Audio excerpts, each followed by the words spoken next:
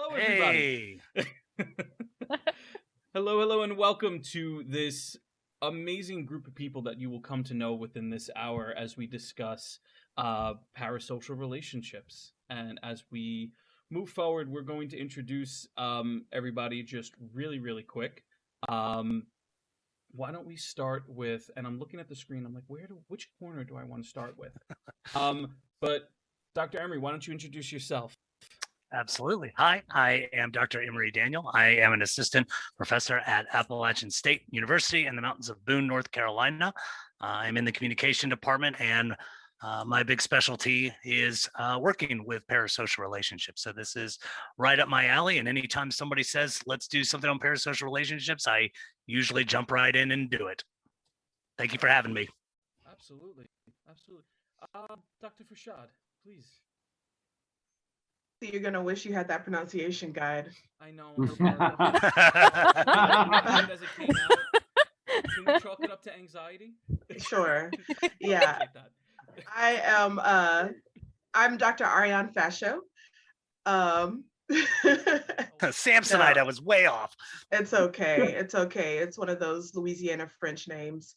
I am an assistant professor in the School of Communication at Florida State University, where I study all things new media entertainment, including video games, parasocial relationships, just kind of anything sort of new and technology-y that seems interesting and fun. That's what I'm into. So super stoked to be here, especially with these guys. Everybody here is cool people, so should be fun. And just because I don't want to butcher any more names, Dr. Stephanie. I like it. I've actually gotten Dr. Steph from students before. I don't know where it comes from. Hey everybody, I'm Dr. Steph Orme. I'm an assistant professor of communication and media studies at Emmanuel College in Boston. I do a lot of research on geek culture, specifically the video game industry and gaming culture. And lately I'm doing a lot of research on streaming and Let's Play videos. Awesome, thank you. And last but not least, Dr. Bean. I am Dr. Anthony Bean, and I am a professor, assistant professor, and I don't know how, it depends on everyone. I'm not like employed heavily by the college at Framingham State University in Massachusetts. I also am the creator of Geek Therapeutics, and I run a nonprofit down here in Texas called the Telos Project. And we do a lot of research with video games, mental health, and how can we utilize all of these different geek cultural artifacts for mental health and well-being. Awesome. And my name is Matthew. I am a licensed clinical social worker, not a doctor, so I'm one of the things that don't belong on this panel. But what I'd like to sort of jump into is exactly if whoever, and we're going to keep this sort of like a round table style so that nobody's really set into, talking about one thing. But whoever would like to give the viewers and give the people at home on the spaceship,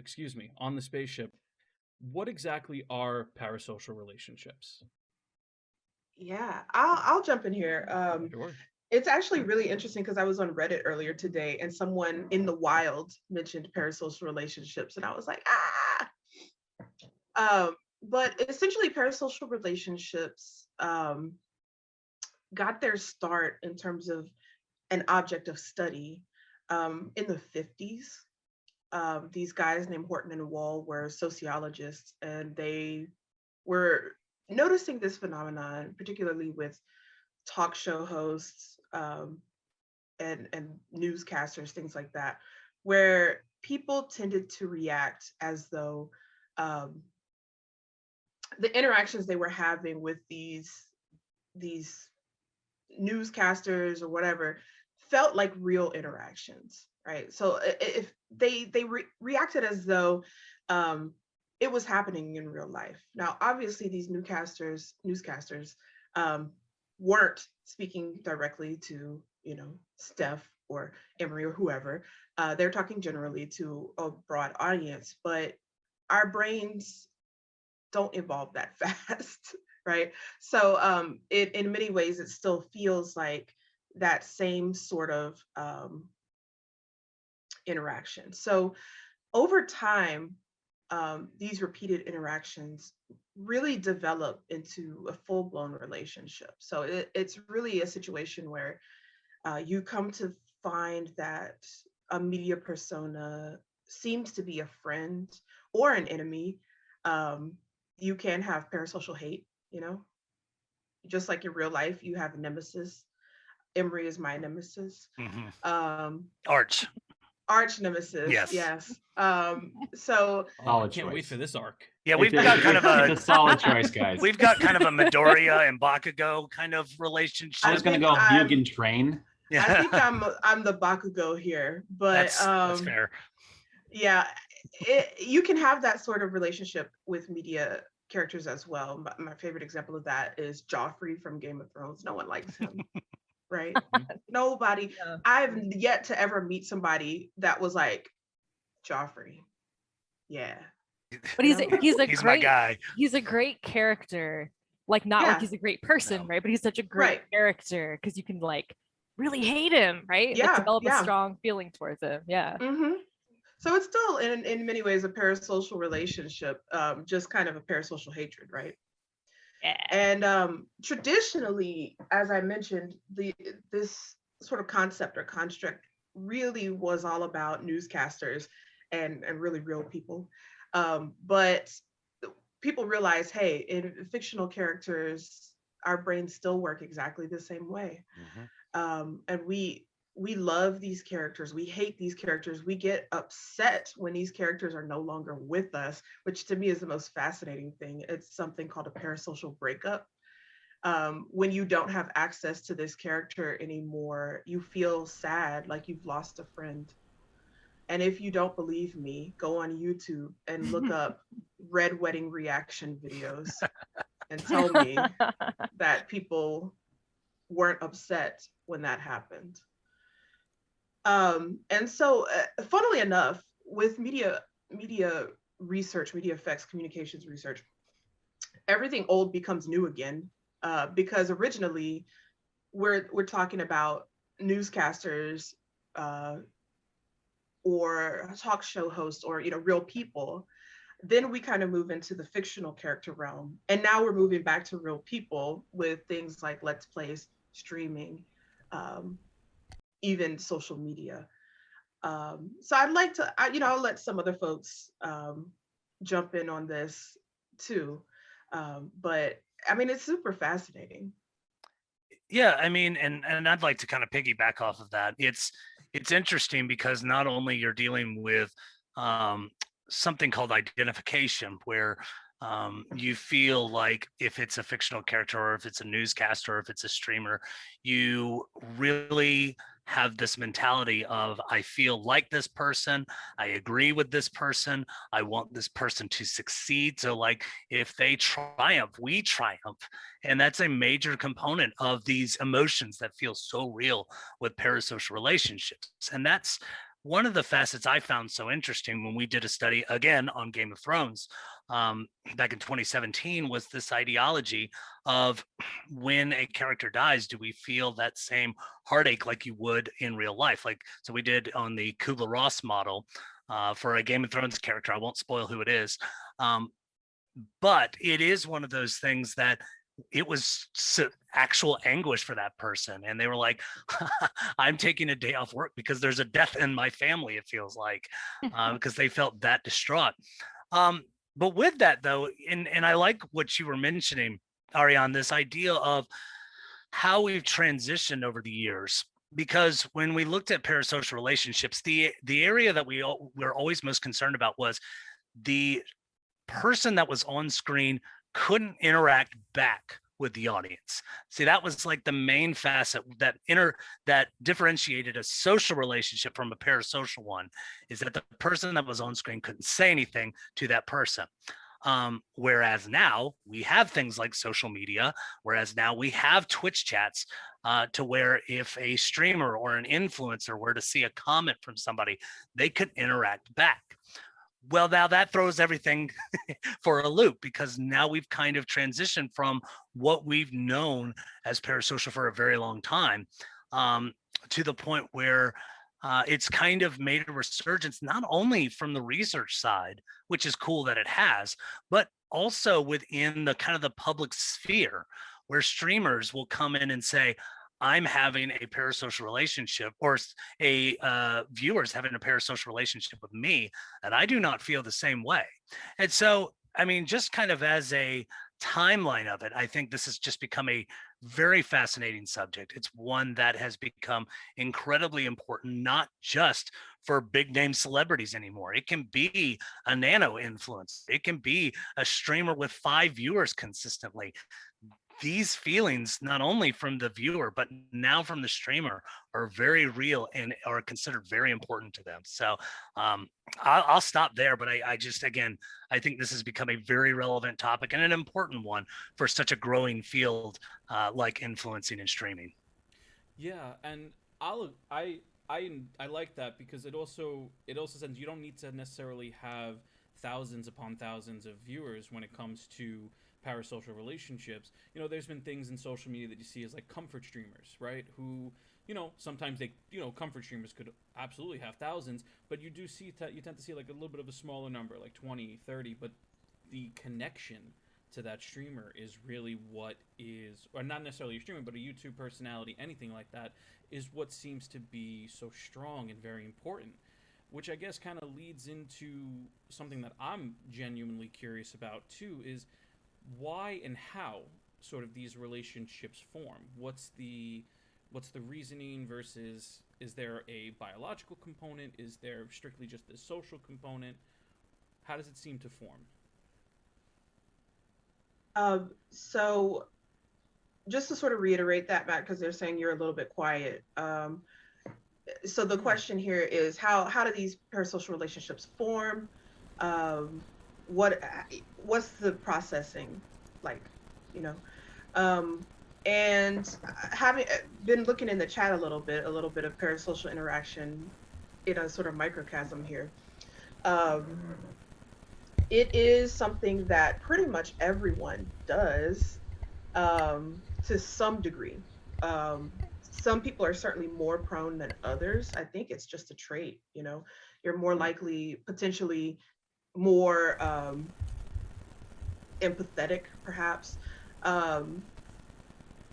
Those are things that we could probably study more. I don't know that we have, and I'm not saying we as in the people here, we as in the research community. And some people have found some variables that are indicative of potential parasocial relationship formation. Some from the superficial, like how attractive the person is. We don't want to be friends with ugly people. Or orange tabby cats. Orange tabby cats. No way. Want to be friends with orange tabby Yeah. cats, though. I wasn't saying that was for me. Yeah, for my cat, she doesn't want to be friends with orange tabby cats that hang out outside my house. Or, things like, is this a relatable person? So characters that are quote unquote Mary Sue's tend to be difficult to form relationships with because people can't relate. And even when a character is in a fantasy setting or has like crazy powers or something, people still need to feel like they're acting as a real person would in that setting. Otherwise, it's like, okay, like this isn't a real thing. You don't want to break that feeling, like that feeling of this is a real true person. So there are variables like that, as I sort of alluded to before, and I would be curious to look up and see if there are like fMRI studies on this. I don't know any off the top of my head. What is fMRI? Oh, sorry, that's whenever they put you in an MRI machine and study your brain Oh, waves. right. Okay. Functional magnetic resonance imaging. There you go. Got it. So I would be curious to see if there were any of those. I don't know any off the top of my head, but essentially your brains, as I kind of alluded to before, are still very much in lizard brain mode. we can't evolve fast enough to keep up with changes in technology. It's not possible. So our brains still very much act as though, um, you know, it's real. Right. I know one of the things historically that research has looked at, the kinds of people who form these relationships, especially even with like the game show hosts and things, right? And the like broadcasters in the earliest research, were also like people who were kind of socially isolated. So people Yeah. who didn't necessarily have other social connections. I think that's something that's also really interesting to think about, talking about, you know, the evolution of parasocial relationships in the age of Twitch, right? In the age of social media. So people who are maybe really drawn to Twitch interact with others, or even the streamer. If the streamer's not, you know, again, they perceive to them, and again, they're talking to like their whole community, right? But I think that can be a really comforting thing to someone who otherwise has no other social outlets, right? Something that I have found in some of my own recent research is you know, having a sense of vicarious achievement, you know, which I think is related to identification, which Emory brought up earlier. You know, so seeing a streamer succeed in something, right, can fill a viewer with a lot of excitement, and even that sense that they too have somehow played a role in that person's success, or you know, just being excited and feeling elevated by them. So yeah, I mean, there's, again, I think it all kind of comes down to personal individuals and cognitive makeup, and even social makeup in some ways. But we can see some of those parallels from the oldest models of media, I think, also playing out in interesting ways in new interactive media as well. And I do think historically there's something to be said for that social isolation model. There are areas to where they would say, a research would say, this is more of a complement to kind of boost other relationships that a person has. So it's like if you were to be a particularly extroverted person, this would just be a cherry on top that you're having this connection with. And I will say that things like parasocial relationships are ubiquitous. They are constantly everywhere around you, whether it be something considered trivial like sports, or you know, gaming or something like that. Even though I think those things are incredibly important, it transcends to things like politics, for example, of what we would consider, quote, more important. And we have those relationships with people that are streamers, politicians, what have you. So I always kind of challenge people when they say, well, I don't have parasocial relationships. That's things that's fake. And that's, you know, for kids when they're watching television show. I'm like, no. If you've never had an actual drink with a politician, you don't know that person. And even if you have, you don't really know that person. So, you know, you can't really say, well, this is what that person would do in a situation like that.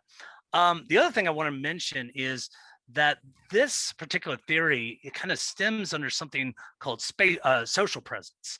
And social presence ultimately is this illusion of technology when you're watching something. So I don't know if this is something that where it stems from, but it enhances it for what streamers do so well, which streamers come in and say, hey, y'all, hope y'all are doing well. We're going to talk about this input.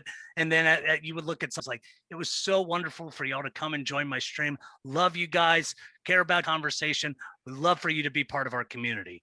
And for many people, that may be a call to say, while that streamer doesn't really love me, but it may be kind of a community familial kind of love and respect that you know, a community would have on a Twitch or a Discord. And that too, a lot of people is really special. And so for things like that, that can elevate a PSR very quickly to where it's almost like this person wants it to be more than what the streamer thinks it is or wants it to be.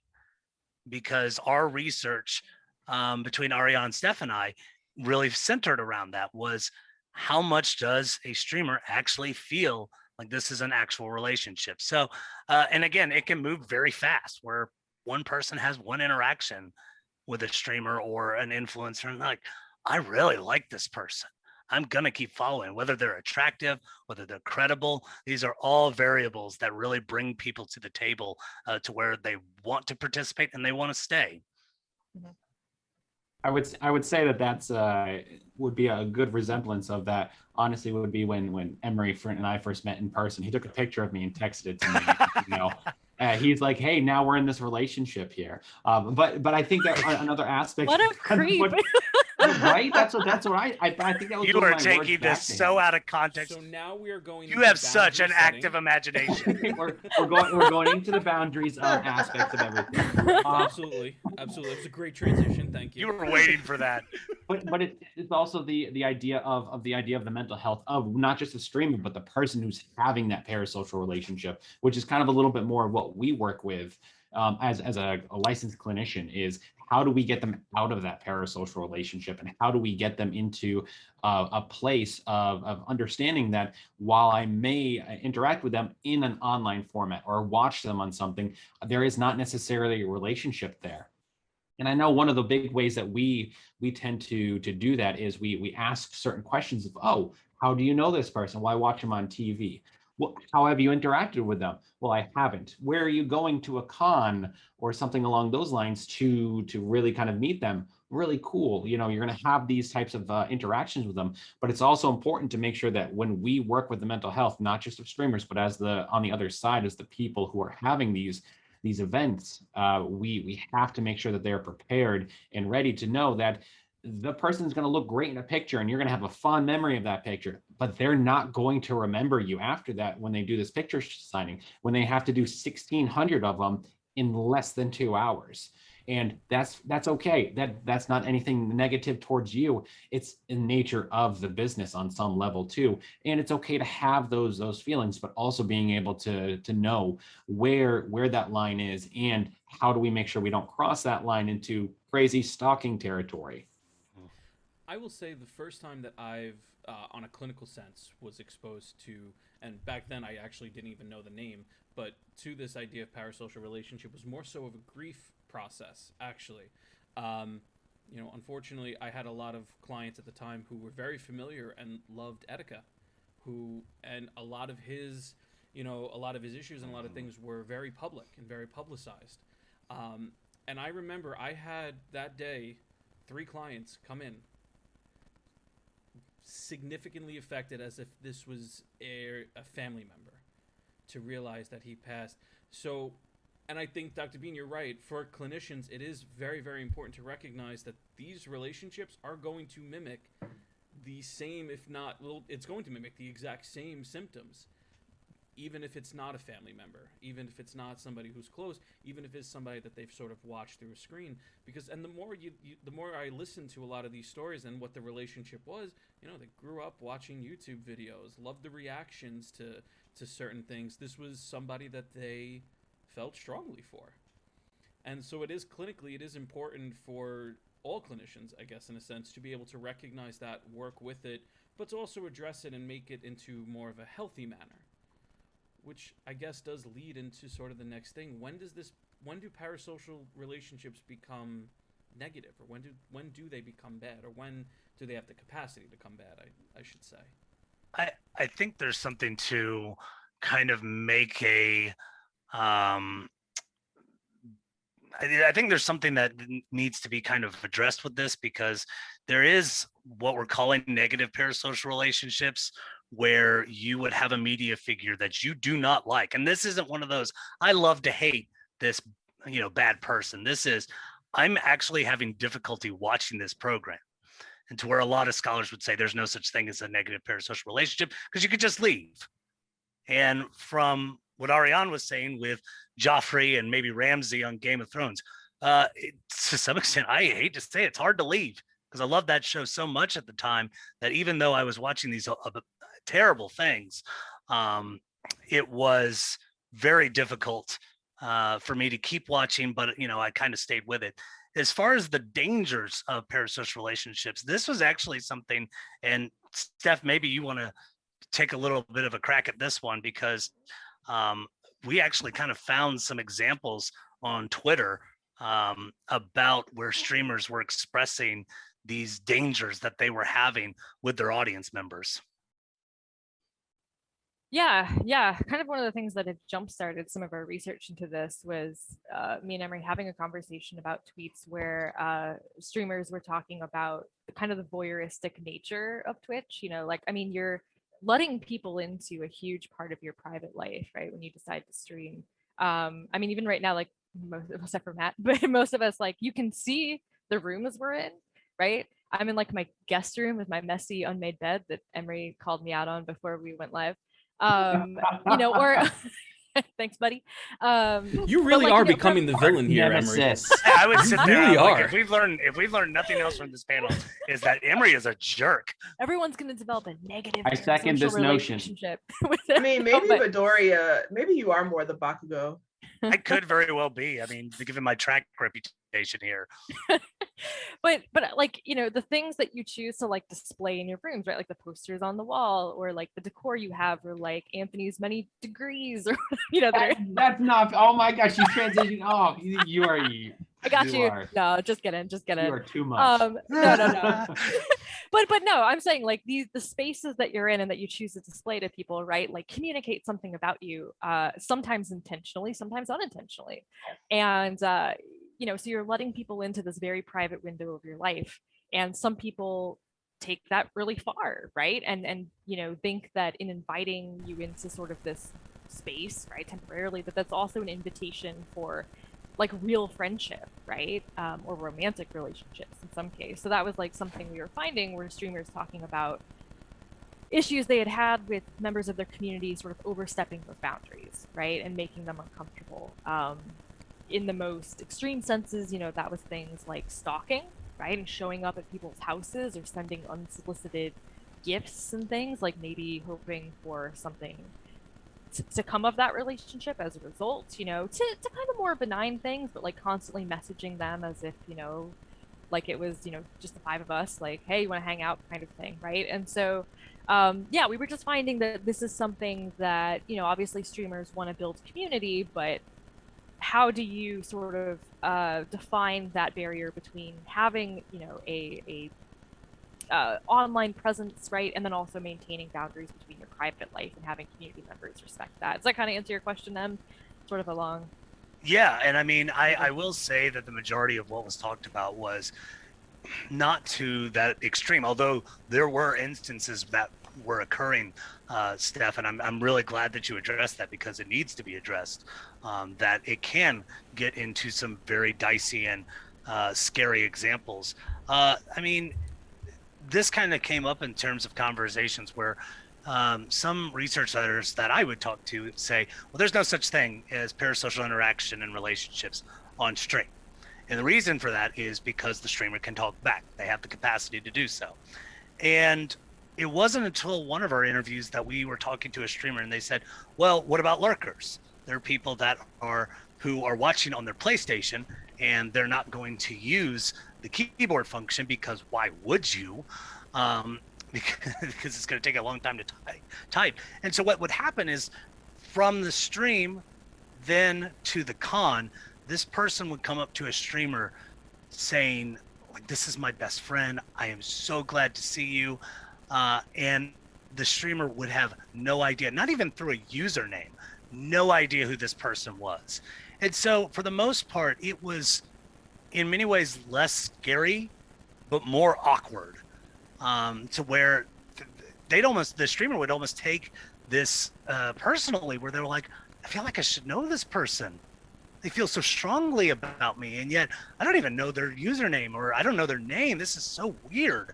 And so, this is why many streamers would sit there and say, this is why I have group meetings, group get-togethers. So I'll post on my Twitter saying, hey, I'm going downstairs at the, the merch floor or whatever, and say, come join me down there. And they would, and they'd have a whole crowd around them. And for the most part, that would make them feel a little bit better. But I will say, as an observation that didn't come up in the actual interview, but it was just really interesting to see, was that when streamers were walking around the floor at conventions we were at, their mods would be right there standing next to them. And it was almost like, it was almost like what was it, that scene from I forget the movie, where they act as a buffer, or somebody be like, that's so and so, they commented something in your chat, you know them because and to me, oh, Devil Wears Prada, where Anne Hathaway is kind of saying to Meryl Streep, you know this person because they're et cetera, et cetera. And Fantastic movie, by the way. yeah, it's a It really is. fantastic movie. But it just felt so odd to me that I'm like, you're bringing your mod around you at all times, and the mod's like, well, yeah, because for the most part, the streamer here doesn't even know what's going on. It's me who's handling all the messages. Yeah. I mean, especially if the streamer's like playing a game or something, right? Like they can't possibly keep track of what's going on. Absolutely. And think about it too. If you have a streamer who's got like thousands and thousands of viewers, it's much harder to sort of keep a track and understand as to who is the most active, who is doing this, who is really talking. I'd have no idea. It really is that Devil Wears Prada sort of situation. Like, well, no, this is so and so. He's been within the chat since kind of like day one, and doing really well. Say hi to them. I think an interesting thing that you brought up too is this notion. Yeah, people are like, I can't be parasocial, but it's really about the imbalance, right? The audience member in this case knows an awful lot about the streamer, or at least they think they do. They perceive that they do. The streamer knows next to nothing about the audience member, and even if they are capable of, putting something in the chat, saying, thanks for whatever, responding to them on Twitter, whatever, they still don't know who they are, and that I think is it is different when it's a fictional person, right? Because you have no hope that this person knows who you are because they don't exist, right? Captain America, not a real person. Whoever, not a real person. I'm sorry if I've just... How dare you? I was just about to say, you stop it. Captain America is real to me. Maybe the true Captain America is the friends we made along the way. Oh, good one. Well, and also... I need to leave. Thank you. No. I also think it's important to know that while we're talking about streamers and them specifically, this also happens with anime characters, with other types of media. So it's not just on an animated platform of, let's say, Twitch or YouTube or something like that. It goes into a lot of different things, whether it's reading a manga, whether it's reading a book. People have had these relationships with people of an author of a book just because they read everything that they have and like, oh my God, I love this person. And you're like, you're loving the characters and the mindscape of that person. And that's just a tiny portion of them. That's not what encompasses it all. Like when we work with parents and kids who are worried about getting so many likes on Instagram or so many things on Facebook, they're really worried about that outward shell. And we try to make sure that we tell them, like, look, social media and everything else is a shell of who you are. It's not truly representative of you. That's what they get to see. That is not what they get to know. So if you don't know all these other things, which if you don't share them or you don't know specifics about them because you're really deep friends with them, then you're not going to know that person, and you have this image in your mind of how this person actually is, or the character that they're playing, which is why Supernatural, the show, was so popular, because of not just the mental health themes, but because of the way that the characters portrayed their character and they fell into it. And I think that is one of the big things that we definitely want to make sure that comes into play, because I know and sorry if you guys haven't seen it, but like Escanor from Seven Deadly Sins, man. It's heartbreaking. It's the heartbreaking stuff coming up, guys. All right, but Escanor, he's one of my favorite ones, and it's hard. It's a hard thing coming. Sorry. Literally, the first introduction that I had to parasocial relationships when I was in college, working with a woman named Dr. Megan Sanders over at Louisiana State University. Go Tigers. And I was working as an undergrad research assistant with her, and nothing wound up coming up with this project, but just to illustrate kind of what we're talking about here, one of the first projects she had me working on was, at the time, this show House was a big show, and a character in the show, Kuttner, rather abruptly committed suicide on this show. It wasn't really telegraphed, like people didn't know this was coming, because the actor left the show. And there were Facebook groups that came about that were like in memory of this character. And she had me go through the Facebook page and kind of pull all of the stuff that people were saying, and people were literally acting as though this was someone they knew. Like, if you ever had, someone that on Facebook pass away, you kind of know how people will then go on their page, like, it was just yesterday that I spoke to you, and things like that, kind of like memorializing them. And people were doing that to this fictional character. And so we totally just react that way, even when it is a fictional character. The difference is that fictional characters can't respond to us and streamers can. And I think sometimes people forget that it is parasocial. And so, there's that line, like, oh, I'm going to shoot my shot, I'm going to slide into the DMs, right? It maybe in a romantic sense, maybe just like, hey, I want to be friends, because there's kind of a perception that maybe, just maybe, it can become a two-sided thing. And I think that is part of the danger, particularly with streamers and YouTubers, or even celebrities, right? Because it's parasocial still, but there's that perception that because it's a real person, because they can respond to me, maybe it might not be parasocial forever. And I think there, like you said, kind of does lie more on, maybe on a clinical sense, the need for clinicians to continue to promote more positive interactions within an individual social circle, right? Not necessarily needing to remove any of the positive coping skills, but more so to help to teach better engagement with peers, other members, things like that, to mitigate sort of the potential for that negative parasocial relationship, right? Because I see sort of over and over on social media too, right? There is this, and it's becoming more popular, I've noticed on social media, this aspect of parasocial relationships. I've seen YouTubers kind of talk about it, joke about it for the most part. But there was a TikTok, and yes, I said TikTok as a 30-year-old man, that really did speak about, a fellow Twitch streamer who was kind of having a hard time because somebody that they looked up to kind of got caught up in a controversy, and now it's their whole world or their whole view of this person has completely changed, but they never met them once. And it really is this odd, at least the way that it was described in this TikTok, it was like this odd feeling, because it's sort of setting in like, I really didn't know this person, but for a long time I felt like I did, and now they went and did this and got caught up in this, and it becomes this really awkward feeling.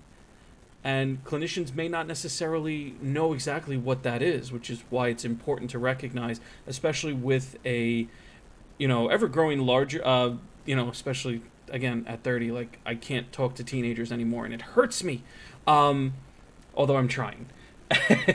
But it's important for us, I think, as clinicians to always remember that there are other things going on here as the world sort of changes and becomes more digital than anything else. I think what you were talking about is when that shell breaks and it cracks. In psychology, we call it a persona. And when you're on, like when we're streaming here, this is not normally how we act or anything along those lines. You get us all together in a bar, and it's hands off. Like, it's a whole different world.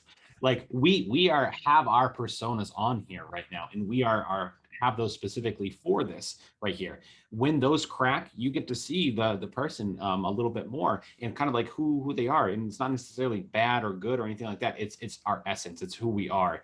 And where everyone kind of has a very similar experience with the same person, and they feel betrayed because their character didn't didn't feel like it got into a different type of place. There is also another issue, what we call in the psychology, of the collective unconscious coming together, because that's where that like archetypal image of that persona comes into play, and that's where a lot of the concerns stem from a mental health perspective. It Apologies reminds for me yeah. of Misery, the movie Misery. You know, That's a great example. Oh yeah, that's It's like a the great ultimate example. example. Ooh, Oh, I'm so gonna good. get yelled at. I don't think I've seen this movie. Could you explain that a little bit? it's a Stephen King novel originally. Okay. The plot of Misery is that this writer is tired of writing like this series, and he's like, I'm gonna kill off this character named Misery.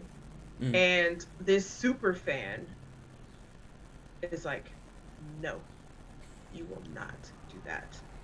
And she locks him in her cabin and breaks his feet, I guess his ankles. Real With a graphic hammer. scene with a big old hammer and a block of wood. She hobbles him, is like, can't leave now, fix it. Because she felt like some ownership over this character that she didn't have, because she was not the author. But she was convinced that this character is, you know, hers. And because she had this relationship with Misery, she was like, you're not leaving here until you write a new book and talking about like how she somehow survived, and everything that she wanted for Misery was going to happen. So, you know, other stuff happens, but that's like the main conceit of the book and the movie. And it's totally like, just when you guys were talking just now, I was like, this is like Misery. I know this. Or Swim Fan. Swim Fan's another great Oh, one. Swim Fan's a great example. Yeah.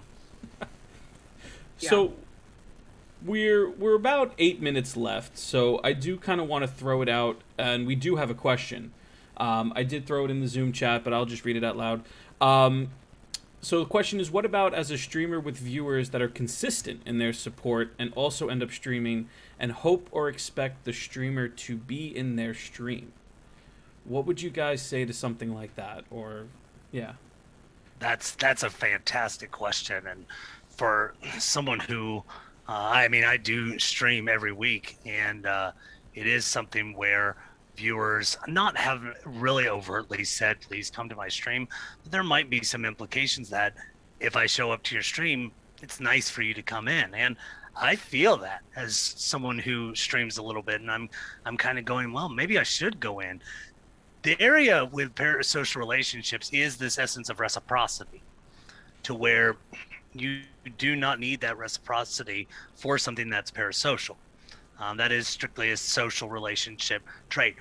The biggest thing that I kept seeing, or through our interviews when Arienne, Steph, and I were doing those in our conventions, were that most people were treating this like it was like a public relations example, where they would set up rules and boundaries right off the bat before they even got started. Because the majority of them would sit there and go, y'all, I just thought video games were cool. I was going to put it on camera, and if people thought it was interesting, that's cool. Like, that was 90% of what was said.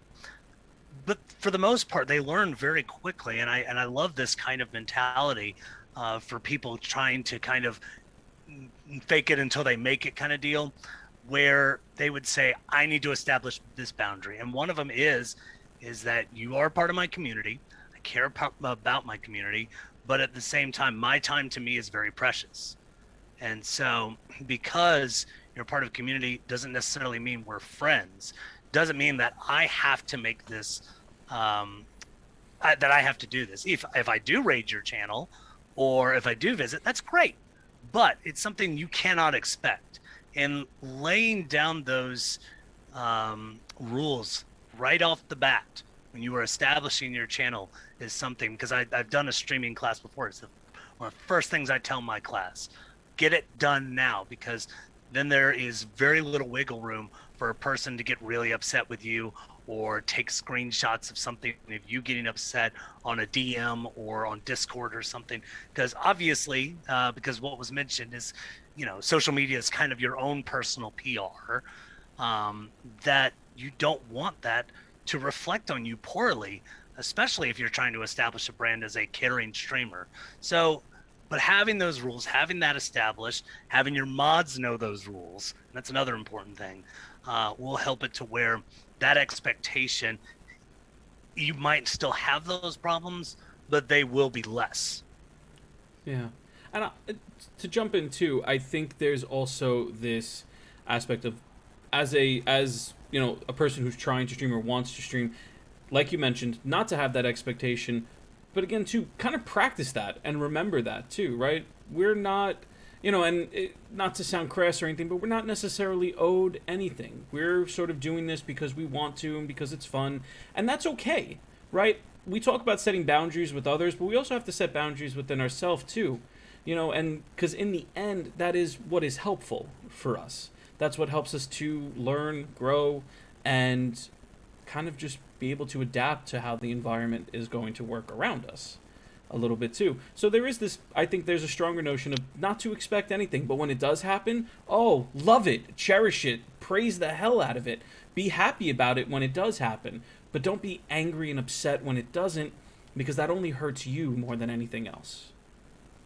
I think the nature of support matters too, right? Because I feel like when money gets involved, right? It's one thing if like you're a regular who tunes in on the stream and talks in the chat, but let's say you're someone who donates $100 like every so often, right? Or like some of these crazy streams I've been in where they're like, here's $1,000, making it rain, or gifting 100 subs or something insane, right? And then, I think for some people that extra layer adds this additional perception of entitlement, right? And again, some of that reciprocity that becomes expected, right? And like, okay, what's this streamer gonna do for me? Are they gonna show up in my stream and gift subs and all those kinds of things, right? So I just feel like, some of the affordances, right? Some of the capabilities of Twitch and this interactive platform can kind of feed into some of the uglier side of what we've been talking about as well, right? It's not just following or liking somebody's stuff, but, literally feeling like a financial contributor and, as was mentioned earlier, like you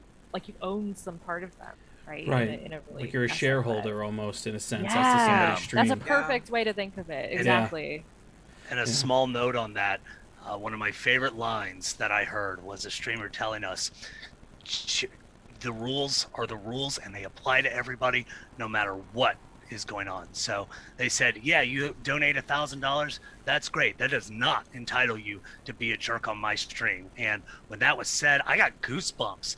I was like, I love that, because I feel it too. And I feel like a lot of people who are mentioning on chat feel the same way, is that they like to please people and they don't want to have this mark on their name for, calling somebody out when they donated so much money or something like that. But no, it does. The rules are the rules, and that's what you establish. And I think right there is sort of the perfect place where, unfortunately, we'll have to table this conversation, even though we could probably go on for about 7 more hours, and as much as I would love to. So why don't we go around quickly, if we can, just to, again, say who you are, as well as where they can find you on Twitter, just in case anybody in the chat has additional questions. Free for all. Whoever wants to start. I'll start. Sure. Yeah, I'm on Twitter, so it looks like my Twitter handle's right there on the overlay. But yeah, Stephanie Orme. I'm pretty active. I tweet, academic stuff, but also weird gaming stuff and things about dogs. So if you're interested in that, there I am. I would say it's safe to say that Steph has a parasocial relationship, not just with any breed, but with the canines. Yeah. All of them. All of them. That's true. Dr. Bean, go ahead. You can find me online on my personal Twitter at videogamedoc, or follow us on Geek Therapeutics, and you can find us all through social media of just searching for Geek Therapeutics. Awesome. I don't want to mispronounce the last name, Dr. Ariane. I'm sorry. Yeah. You can find me on Twitter at Ferchaud, that's Ferchauda. I tweet about really nonsense. So The saga of my cat and the orange cat has been on Twitter. LSU sports and things related to that. Things related to academia and being Black in academia, video games. Had a nice conversation about whether I should get an Xbox, you know, random stuff. don't go there if you expect it to be any sort of coherent, but It tells a story. Absolutely. does tell a And- story. Dr. Emory. I'm at Fusro Doc. You can see there FUSRODOC. I tweet a lot about social media. I tweet a lot about things like advertising. I tweet a lot about gaming. You will get these spells of sports while a game is going on, fair warning. But other than that, I think I'm notorious for if anybody has any questions about things like parasocial relationships, boundaries with streaming, any personal examples, we're going to talk about reopening up this study again to kind of have people share their feelings, especially in the COVID era. So, but again, I'm always open to talk about it, and yeah, that's where you can find me. I'm very active on it. Last And but not least, a lot of anime gifts too. absolutely. Oh, and I love anime gifts. Yes. Last We do but not have least, those wars. my name is Matthew. You can find me at Careerish920. I will also be on the spaceship over at the Guardians Mental Health booth, which is right across from St. Jude. So go check out St. Jude and then come by me if you have any questions. Thank you all very much. And thank you all for attending. All the doctors on the panel, thank you so much for your time, your knowledge, your patience. And we'll see everybody on the spaceship. Thank you.